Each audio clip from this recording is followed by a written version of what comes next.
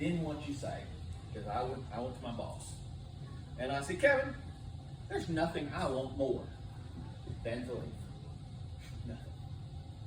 But I can't. I said, because leaving here scares me to death. He says, why? I said, what if I left and God wasn't done with me here? What if?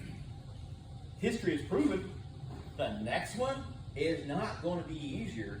It's going to be worse. So if you suck, I'm thinking in my mind, if you suck, the next person is going to be suckier. That's the next step below. Because eventually God's going to make them so hard that your life is miserable. That is the iron. If you're in this position, because again, you are bound. This chazik right here, that is representative of the word bound. You're bound by this thing. And so what it is, you're bound by this foot. What you're holding back, what you're restraining, what you're sparing. It is that weakness for something that you like to do. That is the very thing that binds you. Why is that so very important? You have to understand what it is that you need to fix. What is the area in your life? And so I'm evaluating my thing. I'm evaluating, okay, God, what is the thing that's holding me back in my life?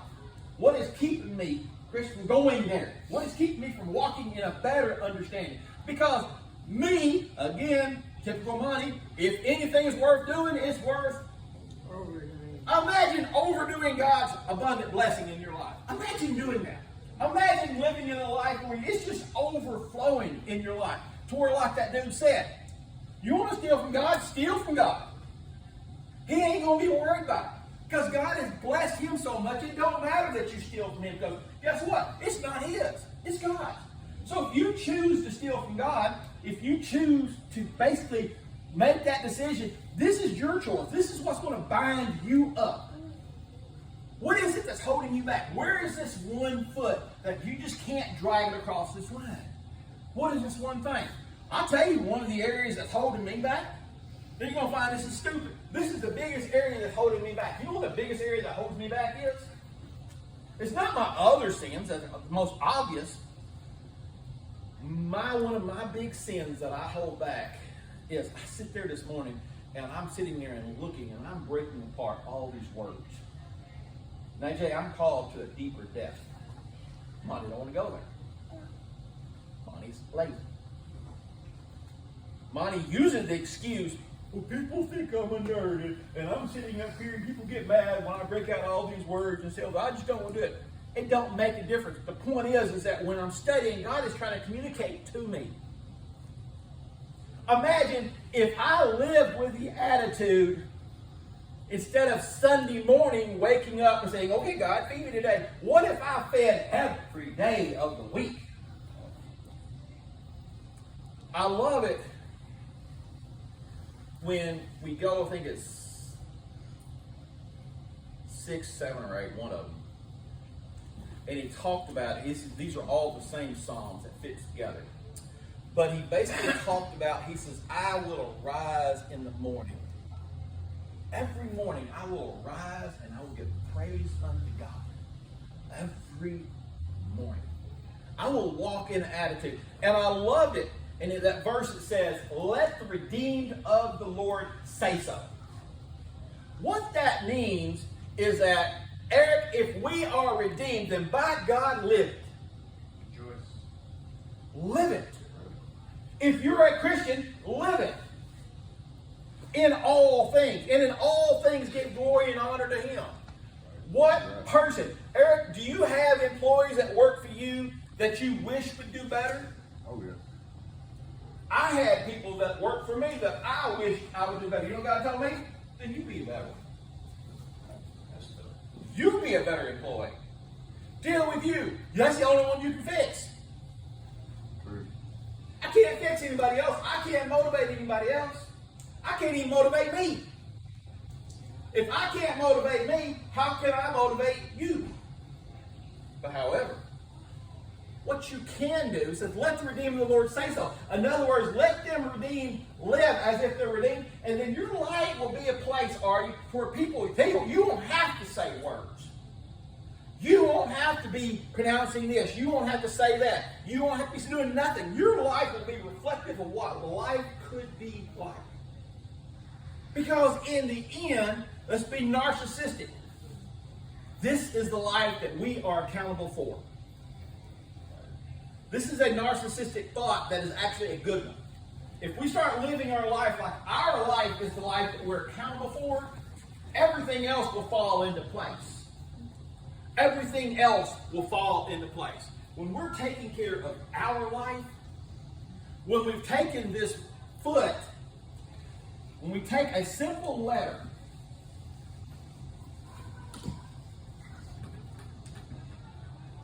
when you see this right here, that is called a final cough. It is always used at the end of a word. It's always used at the end of a word. This right here. If you see it like this, with that one that extends below, of course it don't look like that, reverse that. But if you always see this one, that's your choice. This is where you end up at. This is where you end up at. It's your choice. In other words, God gave you the authority, Eric, to make the choice. Do you want to end up right here? Is this how you want to end? Or it's a simple change. Now it is not the end of the work. There's more coming. There's more coming. Because now this one is no longer a final cough. It is a cough. And it means that you're in God's hand. In other words, the word is not done yet. The word is not done yet. That fate, that spell, that sentence is not done yet. Because I have basically pulled my foot up and I have made that decision. I am here now. I am stepping in God's world. I'm stepping out of mine. I'm putting it in God's hands. That's what that means. His final decision is no longer yours. You've made that decision to step into it. Now, that means there's more coming. That means you're in his hand. That means that basically you're no longer bound by these things. That means, Eric, that you no longer have that depression or that anxiety because of situations around you. Because you understand something. Let the redeemed of the Lord say so. In other words, your attitude displays where you're at. If you're having anxieties, that says what? God ain't got it. If you're depressed, what does that say? God can't handle it. That's all you're doing. That's it. Well, man, it can't be that simple. You don't know what it's like. What the? You're saying I don't understand depression? You're stupid if you think I don't understand depression. I never figured out how the person has depression and anxiety. I don't live in my world. I'm depressed on one moment, I'm anxious on another. And right in the middle, there's this battle going on. And I hear in the back of my mind saying, whose are you? You're right, God. You're in charge. Sorry. You're right. Every day, I live this battle. Every day, I understand what it's like to every day. I was talking to somebody the other day, and we was talking about family. I don't like going around family, and I'll tell you why I don't like going around family. It's a hard thing for me to do because when I go around family, you know what I see? What I don't have. And why I don't have it? Because of me. My decision. The person I was. I see pain every time I'm around family. I get depressed. I get some dark thinking because, I start thinking about my mom. I can't go see my mom and my daddy in the grave. I can't do it. Today my mama's birthday. It destroys me to think about going to see my mom. When mama died, See, I don't know what y'all think, and it don't really matter. I tell you what I think. Spirits scare the crap out of me. I have to be careful about, because the thing is that you can say, I got my cross to protect me. No, you got a piece of metal. That's not what I'm saying. But I remember when Mama died, I remember going up to the house. My sisters wouldn't let me have the stuff for the church and a few little things that I wanted. And I wanted to just get in there and break into the house and go get my stuff. It was all tore up and everything. I just wanted to walk through one more time. And I walked up and I felt such negative energy. Because that's what farmers lived off of. Farmers and seeds lived off negative energy. And I remember walking through there. I'm walking up to the back door. And Lance, I opened the door. And I said, I can't go in there. If you've ever been around that stuff, you understand what I'm talking about. If you ain't never been around that stuff, then you ain't never been around stuff. And I'm glad for you. I'm proud for you that you don't have that crap. I do. See, I opened doors that should have never been opened. I went in places that should have never been opened. That's what it is. I have to deal with that now. And I remember feeling that darkness.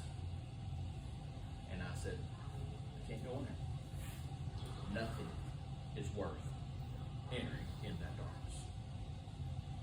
And is it funny that David used, and as actually David wrote this song, he said, for those that dwell in the darkness, those that dwell there, those that live in that darkness.